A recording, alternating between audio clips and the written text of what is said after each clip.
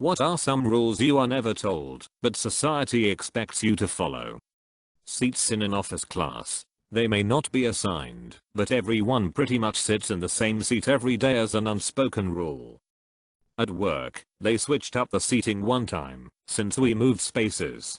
For about 2 to 3 months, I picked my spot and sat on it without issues until one fateful day, I was about 5 minutes late. This lady had taken my spot, installed some kind of keyboard holder under the table, a screen protector on the monitor, and swapped the chair. What happened next, for about 2 weeks, was a fight on who could get to work earlier than the other to take that spot. Until one day she asked me, "Is that your favorite spot?" To which I responded, "I've been sitting here for the past 3 months, so yes," and then she stopped. Those 2 weeks were the most annoying ones to date.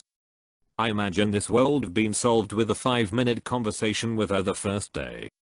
It could have been, I believe, but who has the time for a 5-minute socializing conversation instead of 2 weeks of passive-aggressive competition? If you don't want to hang out with someone, you don't actually say it. You're expected to excitedly exclaim, "Yes, we definitely need together soon," and then ignore the person. My friend who I worked with and I were hanging out socially, not at work, with another coworker that they knew, and the coworker did the whole "yeah, I've never been to X local restaurant, well have to go sometime" thing. I was in shock when they later stopped by my desk to make lunch plans the following week, also saying I'll have to check it out when recommend a TV show, podcast, song, music, means you don't intend to follow through. You sound like a sad ex-PM me for comfort, doggy. I've always hated this. If I don't wanna hang out, I'll respond with, "Not tonight, I would rather sit at home and binge insert show." Most of the time it gets a RAWW. Okay. Sometimes they beg, but I just continue to refuse. It's never lead to animosity and I haven't burned any bridges over it. Head nod down for acquaintances. Head nod up for buddies. The meaning conveyed by the downward nod is hard to put into words. It basically says, "I acknowledge you, and you have done nothing to give me reason to be suspicious of you."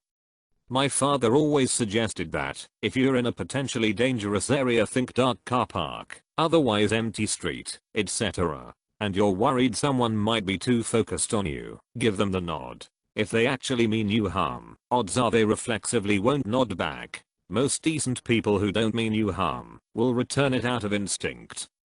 I'm always hesitant and nervous to do the nod in a situation just like those kinds, since about 50% of the time, stranger men take it as some sort of indication that I'm interested in them or want them to come chat me up, or worse. It applies mostly to men, I think. Lol. How to end a phone call? I still haven't figured that one out. It's usually the round red button if you're on a touchscreen phone, usually the red button with end or a logo of a horizontal handset if you're on a touch-tone phone, and just placing the handset on the receiver if you're on a dial-tone phone. Hope that helps. I've got a good one for this. The word alright. When this word starts a sentence toward the end of a conversation, you can tell it's about to end the call. Of course, this could just be confined to my group of friends. Alright, well, I should probably get off here and get back to work. Now, it's a pretty universal constant. And don't forget that tomorrow is the day we kidnap the president, and then immediately disconnect the call. You gotta give the CIA folks tapping your phone something to relieve the monotony of their day. Anything to do with women. Apparently, I'm male. If you talk with women you don't know yet, everyone thinks you are trying to hit on them. So it's expected to either talk to them if you are interested in them, or not at all. Just wanting to have a good time is kind of a not done thing. Also, you're definitely a predator, a bad guy and such. If you are unknowingly taking the same direction as a woman when walking, you are expected to overtake them, or just go another direction. Women, I know it's hard to believe, because men have done so many cruel things already to women, but I don't want anything. I don't want to hit on you, and I especially don't want to harass you. If I wanted to hit on you, I'd make it obvious, and only if I see you have any interest. Not going down the path again of straight up telling someone I like them without knowing if they liked me. In line at the store, if the person behind you only has an item or two, let them go ahead of you if you have a ton of stuff. Is this mean to be a should be the rule, or is the rule I've only ever seen this happen a small handful of times. I live in Virginia, USA, if that's any explanation. In here, it's a 50-50 thing. Usually, you do it when you have a cart full and the person behind really only has 1 or 2 items. You really don't feel guilty if you don't do it, but sometimes you can tell someone's in a hurry and you let them in front of you. I wish. That has never happened to me before, me being the person with an item or 2, but I live in DC, so I did this under an hour ago. If I'm paying attention and just barely beating you to the register, I do it every time. Respecting elders just for the fact that they were born before us. Yep, I see everyone as neutral. They are all starting off at 50 respect. Whether you built to wood 100 or chip away to 0 is up to you. Maturity has more to do with what types of experiences you've had and what you've learned from them, and less to do with how many birthdays you've celebrated by Medjay at GW message board. Very good quote that I agree with. Met so many older people who act like just cause they are older they know everything. I know about a lot of stuff, but I know even I can be wrong at times, and I don't know everything, but no one does. I do like to learn new things or see new things when I can. Call before you come to my house. My European in-laws stop by whenever they please and it drives me crazy. Why is it an unspoken rule? Why not just communicate your preferences? I have, but in their culture they just stop by unannounced whenever they feel like it. I think it's rude, and BF understands, but they are old and set in their ways. I'm European and do that, yep, definitely something that should be worked on. I'm from a big family in the South, and it's a thing for us too. I love it. Come by, bring a pal, have some food. Here's a house key. In fact, this mincer definitely varies by culture and family. Dibs on everything. Everything is on first come first served basis unless otherwise stated. Parking lot spaces, restaurant and bar seats, a girl or a boy you pick up on a bar.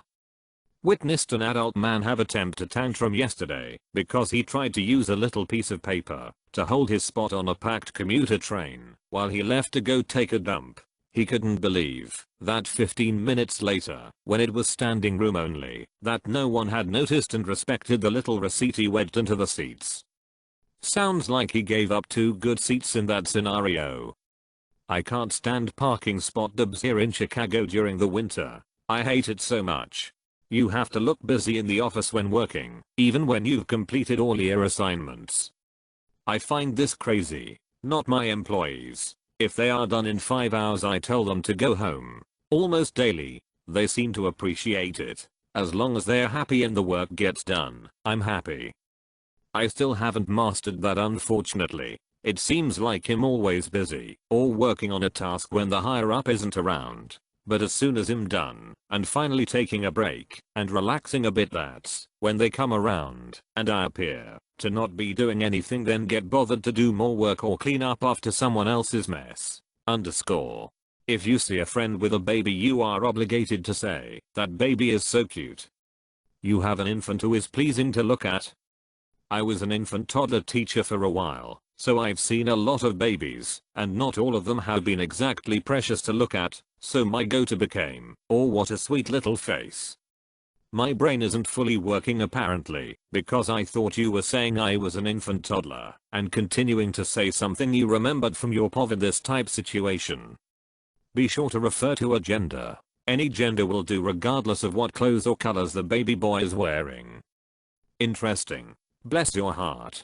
Don't use your roommate's special souvenir type mugs. It seems okay to use people's plates, glasses, silverware, but mugs are off limits. I have a lot of those mugs, and I'm glad nearly all of them are still fine or usable. But I totally respect that rule. I respect it so much. I once bought a souvenir mug for my roommate. I never saw her use that mug.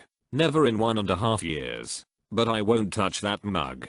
I won't use it. I'm not the best friend that mug refers to. It's her. And that's why this mug either gets used by her or will never get used. There is no other option. That when people buy drinks for everyone, it's expected that everyone partaking should do the same. Seems obvious, but when I was 19 drinking age in Canada, Some people went out for drinks after work summer job, and one guy paid for the drinks, and I was like, hey, wow, thanks man. And didn't know that you're supposed to take your turn to buy a round. I guess it's just part of growing up, figuring this stuff out, lol. The trouble there is, when the group gets so large that it doesn't work. No one is drinking 8 rounds after work. While it may not be illegal, you're not supposed to drive around the roundabout an unlimited number of times. Hey look kids, there's Big Ben, and there's Parliament. In my state it's 7 times around before it's illegal. Yeah, but who'll be there long enough to know that I've gone around more than 7 times? Just the cops, when the high school kids are out I'm just imagining a cop staking out a roundabout and counting the number of laps. 6, 7. Let's roll. How close can we get to unlimited though? If you see someone you know, but only barely, you have to do the little nod and this very tiny smile if they see you. Someone I don't know once gave me the nod, and I was shook. I do it if I catch the eyes of someone. Down for respect, up for sup bro. Up if you know em, down if you don't. I never really thought of that until I read your comment, but this is exactly what I do. I once gave that nod and smile to someone who resembled a co-worker. She wasn't. I was embarrassed the whole rest of the day. At the laundromat, if someone using either a washer or dryer leaves the premises to run errands and their load is done, those waiting a turn for an available machine should not touch other people's stuff unless it sits there for a long time, tying up use of the machine. What would you consider to be a long time? It seems that the minute the cycle is finished, it's tying up use of the machine and wasting the time of those who are waiting. I don't touch other people's clothes, but I can't say I'm happy to have my time wasted because other people aren't properly managing this. 1. Face the door of the elevator. 2. Walk on the right side of the path. 3. Personal space requirements depend on the society and level of body odor. 4. Eat peanut butter and jelly sandwiches jelly side up. 5. Always order a vegetarian pizza when the group size is more than 10 people, even if nobody is a vegetarian. I've sometimes stood and let the doors close behind me on a full elevator. It's amazing how people just look anywhere else